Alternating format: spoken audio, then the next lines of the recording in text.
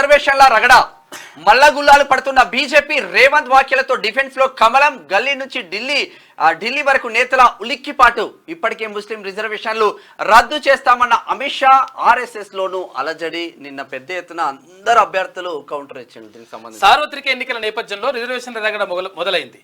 రిజర్వేషన్ల అంశంపై కాంగ్రెస్ వర్సెస్ బీజేపీగా పరిస్థితి మారిపోయింది. తాజాగా తెలంగాణలో రిజర్వేషన్ల అంశం ఒక్కసారిగా రాజకీయాలను హీటెక్కించింది. ఎస్సీ ఎస్టీ ఓబీసీ ముస్లింల రిజర్వేషన్ చుట్టూ రాజకీయం నడుస్తుంది. బీజేపీ కాంగ్రెస్ మధ్య డైలాగ్ వార్ కంటిన్యూ అవుతోంది.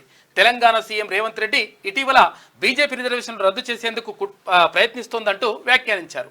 నిజానికి మొదటి నుంచి బీజేపీ వ్యవహారం ఆ దిశగానే కొనసాగుతోంది. రిజర్వేషన్ల రద్దు, రాజ్యాంగ మార్పు అంశాలపై పరోక్షంగా పలుమార్లు బీజేపీ తన మనసులోని మాటను బహిర్గతం చేస్తోంది. ఇటీవల తెలంగాణ పర్యటనలోనూ కేంద్ర హోంమంత్రి అమిత్ షా ముస్లిం రిజర్వేషన్లు రద్దు చేస్తామని ప్రకటించిన సంగతి తెలిసిందే.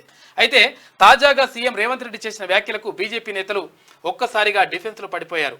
దీంతో తమ రాజకీయ ఉనికి ప్రమాదంలో పడిపోయిందని బీజేపీ నేతలు స్పందించే ప్రయత్నం చేస్తుండడం గమనార్హం.